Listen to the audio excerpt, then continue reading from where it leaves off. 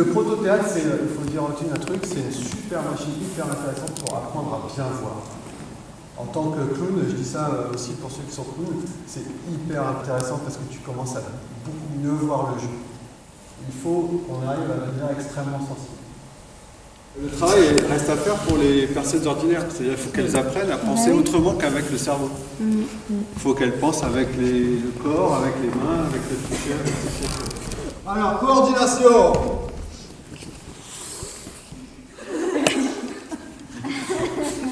Laissez la voix sortir.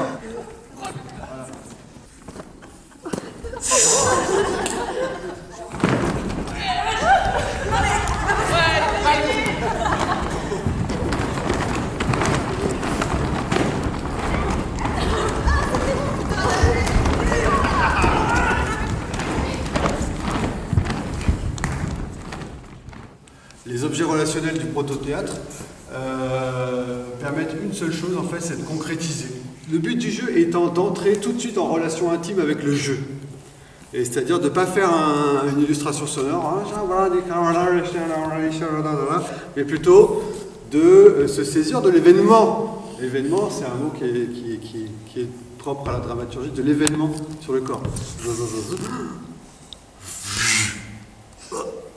Allez-y, expérimentez ça.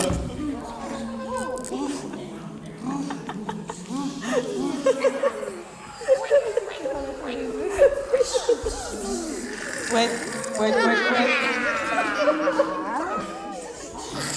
Évidemment, le récipiendaire, celui qui est en jeu mineur, celui qui est censé, entre guillemets, qui est a priori passif, peut être actif. C'est-à-dire, il peut commencer à participer, peut-être pas vocalement, mais au moins à travailler avec le canal visuel, c'est-à-dire à souligner l'action avec les yeux.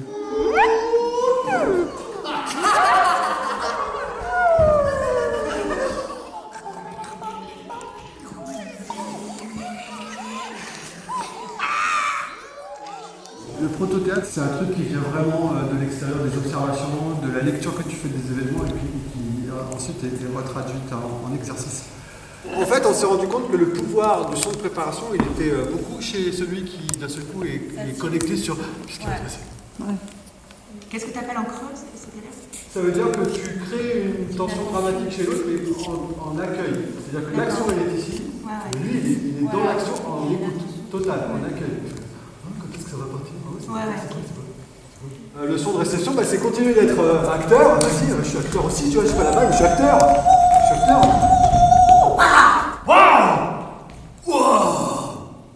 Tu vois ?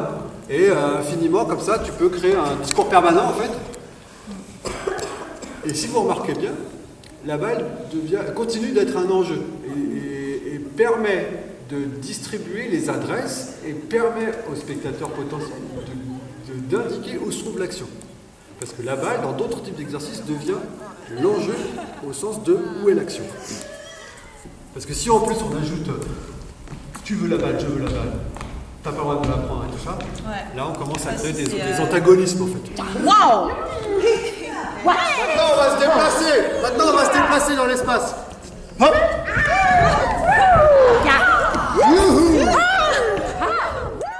Donc là l'idée c'est je suis disponible et surtout l'idée c'est de travailler le jeu en creux, c'est-à-dire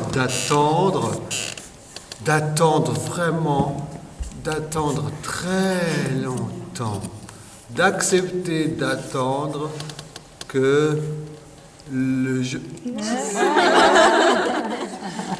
Accepter d'attendre que le jeu vous soit donné.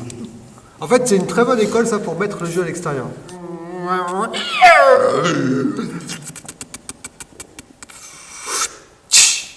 Il y a deux sons. Il y a un son de préparation et il y a un son de résolution. Soulignage.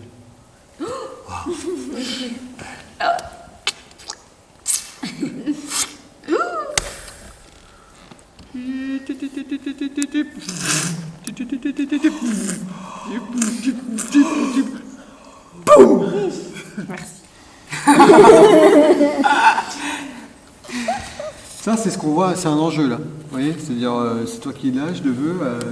Du coup, ça invite vachement l'autre à participer quand même.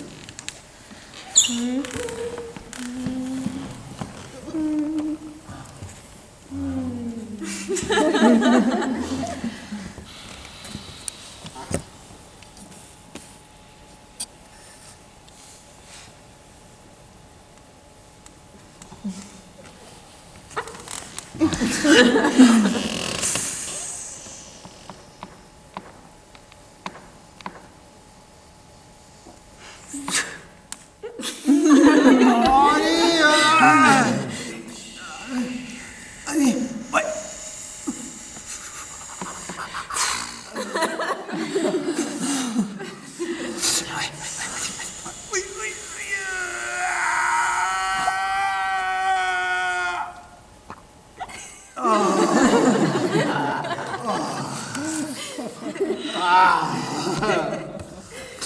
Merci.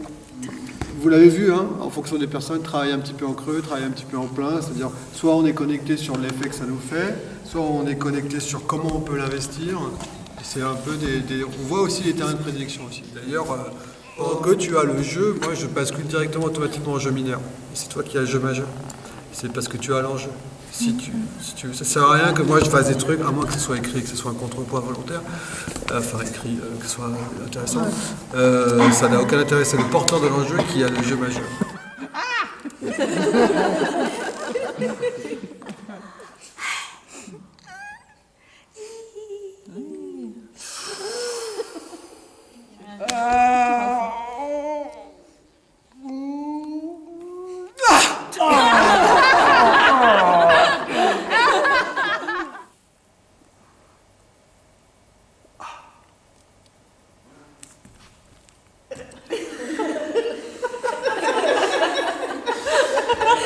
Le bâton relationnel, moi t'hésites. Du fait de sa solidité, du fait de sa résistance, donc fatalement, ce bâton, automatiquement qu'il aille dans un sens ou dans l'autre, en fait, il distribue les rôles. Automatiquement. Si moi je pousse par là, je deviens chef. Donc c'est moi qui mène l'action, quoi qu'il arrive. Et l'autre, il n'a pas le choix. Il n'a pas le choix pour se mettre à mener l'action. Il est obligé de mettre en route, en fait, une action de menage. Mais Quoi? Ah, oui, bon, ouais. Bon, ça va. Bon, et puis hop, tu vois, elle pousse, du coup, moi, ça m'oblige, ça me donne une indication, en fait. Et ça nous permet de jouer ensemble à la même situation et d'être automatiquement d'accord sur la distribution des rôles. Automatiquement d'accord sur la distribution des rôles.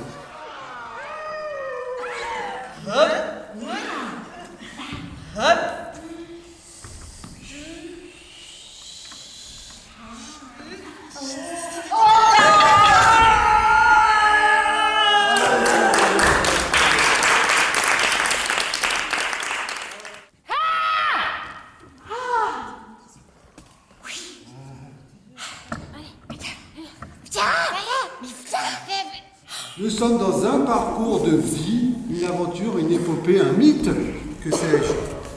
Et nous avons à les vivre et à les restituer au public, ces aventures.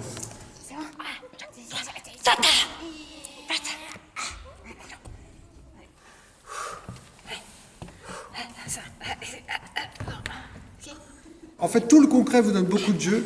Il ne reste plus qu'à ajouter un peu de fantaisie maintenant et le tableau est complet. Ça, c'est bon. Voilà. L'idée de base, on s'en fout, on ne juge pas. Utérus, naissance. Poussez, madame. Allez-y, voilà, allez-y. Soufflez. Respirez. Ne respirez plus. Respirez. Tu vois, bon, c'est con, on s'en fout, on ne juge pas les idées. Ce qui compte, c'est que d'un seul coup, vous soyez en écho avec ce qui vous arrive. Hein? Mais oui, c'est ça. Ah, c'est ça. Ok.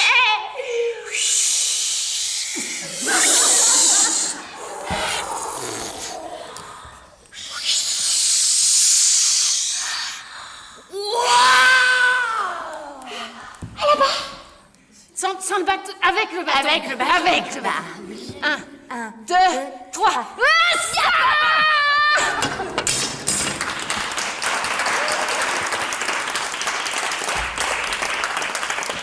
En gros, la magie de l'instant, la magie créative ne peut émerger que de ce truc-là qu'on appelle l'interprétation, qui est je me saisis d'une situation de réel et je la transpose et j'engouffre à la seconde près mon imaginaire et ma fantaisie dedans et j'en fais quelque chose, un acte créatif.